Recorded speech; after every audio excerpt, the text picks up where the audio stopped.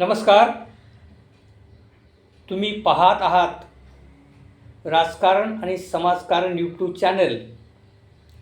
बंधू आणि भगिनी आणि मित्रांनो, 16 मे 2026 रोजी अमेरिका या ठिकाणी अभिजित दिपके नामक एका उच्च शिक्षित तरुणाने कॉकरोच जनता पार्टीची स्थापना एका मजाकच्या माध्यमातून, एका विडंबनाच्या माध्यमातून ती जी पार्टी हवेत निर्माण केली आणि त्या पार्टीला मिळणारा तरुणींचा अभूतपूर्व प्रतिसाद पाहून 6 जून 2026 रोजी अभिजित दिपके जंतर मंतर या ठिकाणी येऊन ते आंदोलन सुरू करतात. आंदोलनाला सुरुवातीच्या काळामध्ये विद्यार्थिनींचा, तरुणींचा थोडा प्रतिसाद मिळू लागला आणि आस्ते दिवस त्या आंदोलनाला मोठ्या प्रमाणात संपूर्ण भारतातील विद्यार्थी, तरुण मुलं मुली त्या जंतर मंतर मैदानामध्ये जमू लागली. आणि मग पुढे सोनम वांगचुक यांच्यासारखी एक मोठी व्यक्ती, शास्त्रज्ञ, समाजसेवक, शिक्षणतज्ञ, त्यांनी त्या आंदोलनाला पाठिंबा दिला आणि ते उपोषणाला बसले. आणि मग बाकी आंदोलन मोठ्या प्रमाणात त्या ठिकाणी निर्माण झालं आणि त्या आंदोलनाची दखल बाकी सरकार घेत नव्हतं. परंतु आंदोलन जशा पद्धतीने त्या जंतर मंतरवर मोठ्या प्रमाणात संपूर्ण भारतामधून तरुणी जमा होऊ लागले आहेत, ते तिथं आक्रोश करू लागले आहेत आणि मोठ्या प्रमाणात विद्यार्थी जमत आहेत, त्या ठिकाणी गर्दी होते आणि आंदोलन आता मोठ्या प्रमाणात होत आहे. हे पाहून मग भारतामधील असणाऱ्या विरोधी पक्षांना बाकी त्या ठिकाणी जाणं भाग पडलं आणि विरोधी पक्षाचे मोठे नेते त्या जंतर मंतर या ठिकाणी जाऊन अभिजित दिपके यांची भेट घेऊ लागले, सोनम वांगचुक यांची भेट घेऊ लागले आणि दिवस अशा भारतामधील सगळ्याच विरोधी पक्ष नेते असतील, छोटे मोठे असंख्य ते नेते त्या ठिकाणी जाऊ लागले. आणि मग बाकी तिथे एक मोठं वातावरण तयार झालं आणि 20 जुलै रोजी अभिजित दिपके व यांच्या नेतृत्वाखाली संसद भवनावर जो मोर्चा झाला आणि त्या मोर्चामध्ये पोलिसांनी अमानुष हल्ला केला. तिथल्या विद्यार्थींना एक प्रचंड मारहाण केली आणि संपूर्ण भारतामध्ये त्याचा निषेध आता होत आहे. परंतु याच दरम्यान बाकी 20 जुलैच्या अगोदर अभिजित दिपके व त्यांची संपूर्ण टीम तिथे येणाऱ्या सर्व मान्यवर विरोधी पक्षाच्या नेत्यांना सांगत होते की आम्ही नवखे आहोत, आम्हाला आंदोलनाची फारशी माहिती नाही, आम्हाला बदनाम करण्यासाठी फार मोठी यंत्रणा राबवत आहेत आणि म्हणून तुम्ही विरोधी पक्ष नेत्यांनी जर तुम्ही आम्हाला पाठिंबा दिला तर 20 जुलैच्या मोर्चामध्ये तुम्ही सर्वांनी सामील व्हा, असं त्यांनी आव्हान सर्व माननीय विरोधी पक्षनेते राहुल गांधी यांच्यापासून तर शरद पवारपासून तर अगदी मुलायमसिंग यादवचा मुलगा अखिलेश यादवपासून तर सर्वच विरोधी पक्षाच्या नेत्यांना त्यांनी आव्हान केलं की तुम्ही त्या 20 जुलैच्या मोर्चामध्ये सामील व्हा.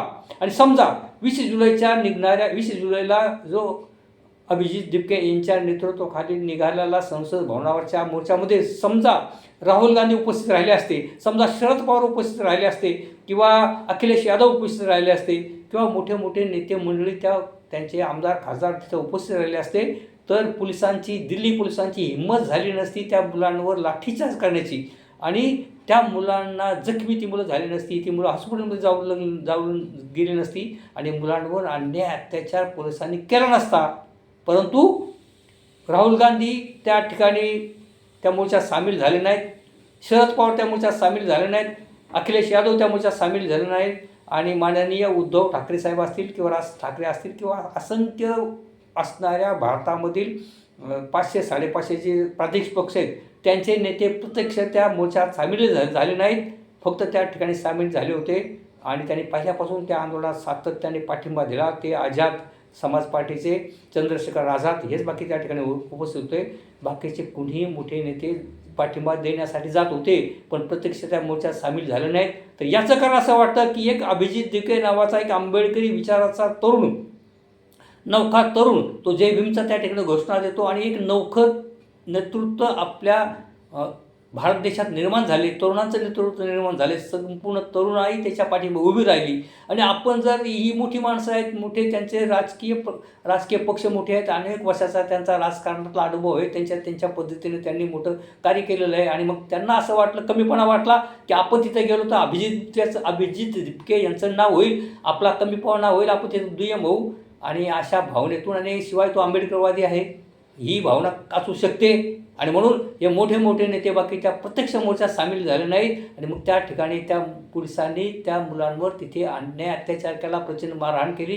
आणि आत्ता बाकी सर्वच विरोधी पक्षनेते त्या ठिकाणी त्या अभिजित दिपकेला भेटण्यासाठी जाते, त्यांना समर्थन देत आहेत आणि ठिकठिकाणी सरकारचा निषेध करत आहेत. आणि मोठे कार्यक्रम घेऊन, वेगवेगळ्या शहरामध्ये कार्यक्रम घेऊन, जी तरुणाई जागी झालेली आहे, जे विद्यार्थी जागी झाले, त्यांच्या माध्यमातून ठिकठिकाणी मेळावा होत आहेत.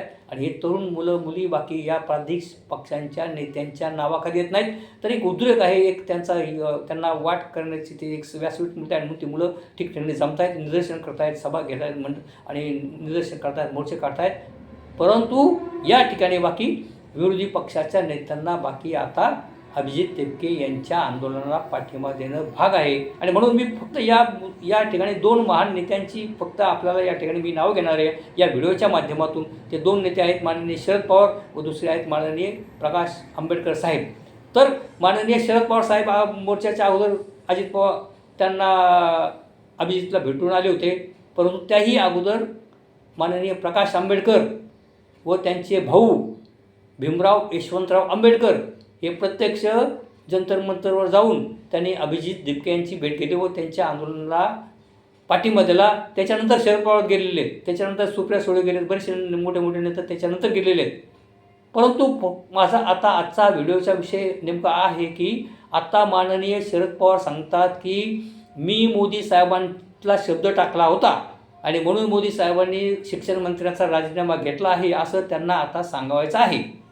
अर्थात इथे ज्या दिवशी शरद पवार साहेब सुप्रिया सुळे जंतर मंतरवर गेले, त्याच्या 2-3 तासाच्या नंतर हे शरद पवार साहेब आणि सुप्रिया सुळे हे माननीय मोदी साहेबांच्या भेटीला गेलेले आहेत. आणि मोदी साहेबांनी त्यांचा हात धरून त्यांना अत्यंत सन्मानपूर्वक त्यांच्या कॅबिनमध्ये किंवा त्या कार्यालयामध्ये नेले आणि तिथं जी चर्चा झाली.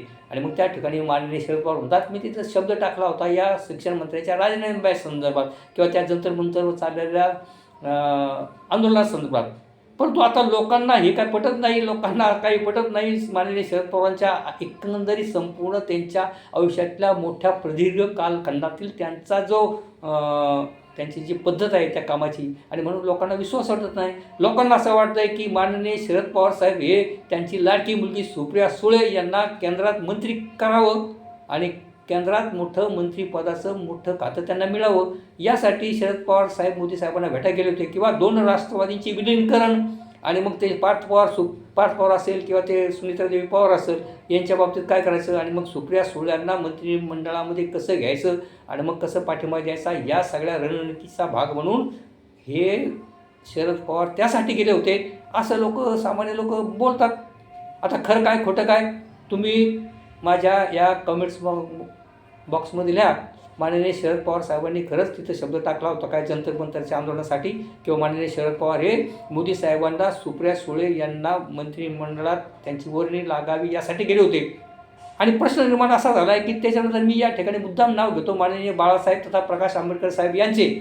माननीय प्रकाश आंबेडकर साहेब म्हणजे बाळासाहेब आंबेडकर, त्यांना लोक आदराने म्हणतात. त्यांचं असं म्हणणं आहे की ते अनेक वर्षापासून म्हणतात की शरद पवार हे मोदीचे हस्तक आहेत. आणि म्हणून या ठिकाणी त्यांची आठवण येते की आज नाही तर गेल्या अनेक वर्षापासून माननीय प्रकाश आंबेडकर हे शरद पवार यांना सांगतात की ते भाजप समर्थक आहेत आणि ते मोदी भक्त आहेत आणि ते मोदीचे हस्तक आहेत. याचं उदाहरण ते देतात की ज्या वेळेला भाजपचं या ठिकाणी बहुमत त्यांना नव्हतं, त्यावेळेला बिनशर्त पाठिंबा या भाजप सरकारला शरद पवारांनी दिला होता. तर तो फार मोठा इतिहास आहे. अशी काय अनेक कारणं ते माननीय प्रकाश आंबेडकर सांगतात. तेव्हा तुम्ही सांगा की माननीय शरद पवार साहेबांनी या जंतर मंतरच्या संदर्भामध्ये खरोखर मोदी साहेबांना प्रश्न टाकला असेल का, किंवा ते सुप्रिया सुळे यांच्या मंत्रिपदाच्यासाठी मोदी साहेबांना भेटले. आणि माननीय प्रकाश आंबेडकर सातत्याने सांगतात की शरद पवारवर विश्वास ठेवू नका आणि त्यांनी आव्हान केले काँग्रेस जनता पार्टीच्या लोकांना की तुम्ही या शरद पवारापासून सावध राहा. तेव्हा तुम्हाला काय वाटतं? माननीय प्रकाश आंबेडकर साहेब म्हणतात की शरद पवार हे मोदींचे हस्तक आहेत. तुम्हाला काय वाटतं? तुम्ही जरूर माझ्या या कमेंट्स बॉक्समध्ये द्या. आणि माननीय शरद पवार सांगतात की या आंदोलनाच्यासाठी मी शरद पवारांना शब्द टाकला होता, परंतु या ठिकाणी बाकी माननीय मोदी साहेबांनी माघारी घेतली आणि शिक्षण मंत्र्यांचा राजीनामा घेतला 25 जुलै रोजी आणि 26 जुलैला जंतर मंतरवरील आंदोलन विद्यार्थ्यांनी मागे घेतले आणि आता बाकी पुढील रणनीती आखण्यासाठी ही तरुण मुलं पुढचा कार्यक्रम ठरवणार आहेत. परंतु या ठिकाणी बाकी माननीय शरद पवार साहेब व माननीय प्रकाश आंबेडकर साहेब यांच्या ज्या भूमिका आहेत या संदर्भामध्ये कृपया तुम्ही कमेंट्स बॉक्समध्ये लिहा. ही आपणास नंबर विनंती आहे. तुम्ही माझ्या व्हिडिओ लाईक करा. तुम्ही पहिल्यांदाच माझा व्हिडिओ पाहत असाल तर माझं राजकारण आणि समाजकारण यूट्यूब चॅनल माधव गायकवाड या चॅनलला आपण सबस्क्राईब करा ही विनंती. धन्यवाद.